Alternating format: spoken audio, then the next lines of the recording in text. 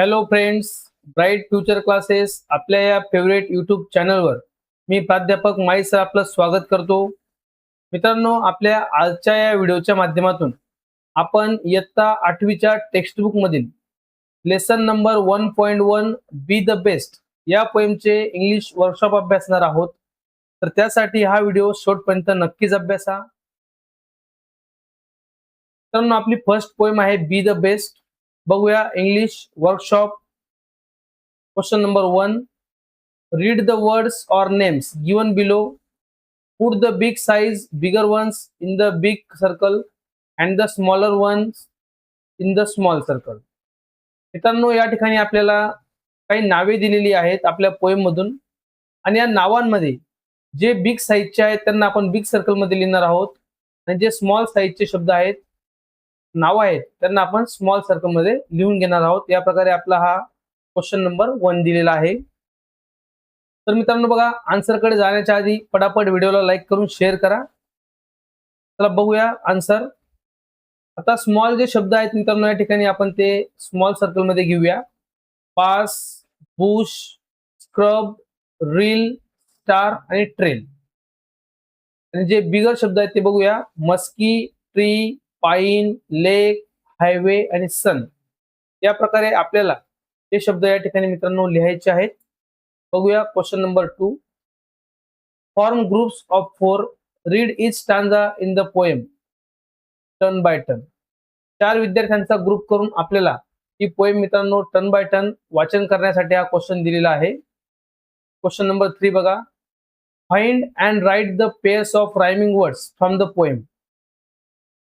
आपल्याला आपल्या पोएम मधून रायमिंग वर्डच्या पेअर्स या ठिकाणी मित्रांनो लिहायचे आहेत. बघूया स्टांजा 1 मध्ये असणारे rhyming pair. Hill, reel, bee, tree. Second stanza grass, bass, make, lake. Third stanza crew, do, here, near. And last stanza rhyming words are trail, fail, star, are. या प्रकारे आपल्या पोएम मध्ये आपल्याला रायमिंग वर्ड्स मित्रांनो दिलेले आहेत, त्यांच्या जोड्या या प्रकारे आपण लिहून घेणार आहोत. बघूया question number 4. Complete the following with appropriate words और फ्रेजेस फ्रॉम द पोएम. या ठिकाणी आपल्याला ज्या ब्लँक पेज रिकाम्या जागा दिलेल्या मित्रांनो आहेत, त्यांना आपण आपल्या पोएम मधून योग्य ते शब्द किंवा फ्रेजेसचा वापर करून कंप्लीट करणार आहोत.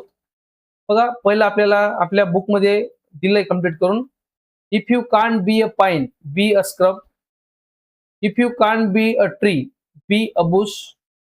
If you are a muskie, then just be a बास.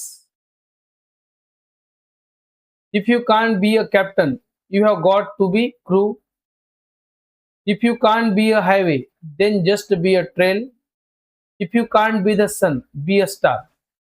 या प्रकारे आपल्याला हे इनकम्प्लीट सेंटेन्स मित्रांनो कंप्लीट करायचे आहेत, योग्य असं शब्दांचा वापर करून.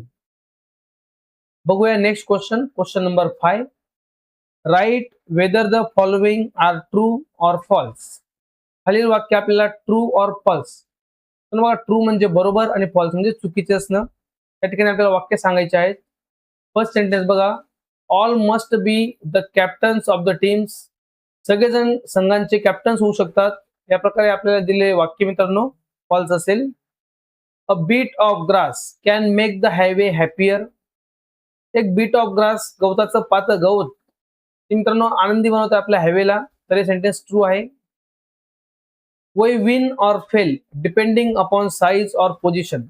आपण जिंकणार आहोत किंवा हरणार आहोत. आपला विजय किंवा पराजय हा आपल्या साईजवर किंवा आपल्या पोझिशनवर अवलंबून असतो. तर मित्रांनो, आपली साईज किंवा पोझिशन डझंट मॅटर. या ठिकाणी हे वाक्य आपलं फॉल्स असेल. A scrub is found at the top of the hill. Scrub मित्रांनो टॉप ऑफ द हिलला असतं का? तर फॉल्स मित्रांनो या ठिकाणी आपला आन्सर असेल.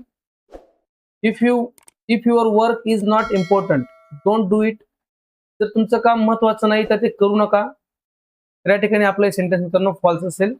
जे काम आपण करतो आहोत ते आपल्याला त्यात आपल्याला बी द बेस्ट बनायचं आहे, लक्षात घ्या.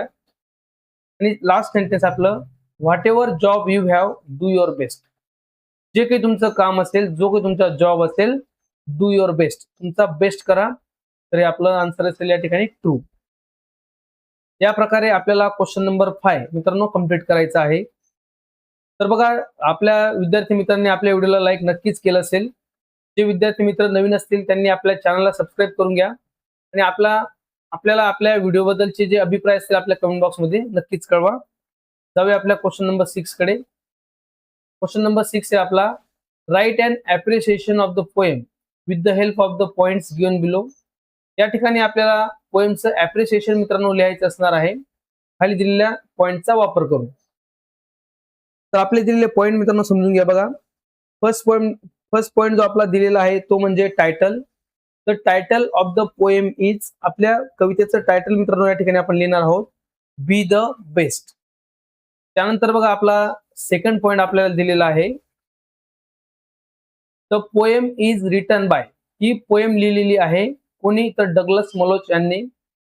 The poem has 4 stanzas, each stanza has 4 lines.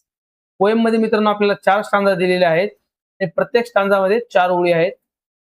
The lines that rhyme in each stanza R.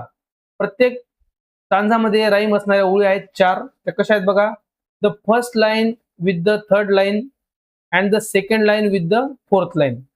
या प्रकारे राईम आपल्याला दिलेले आहेत. The poet compares big things with small things in nature.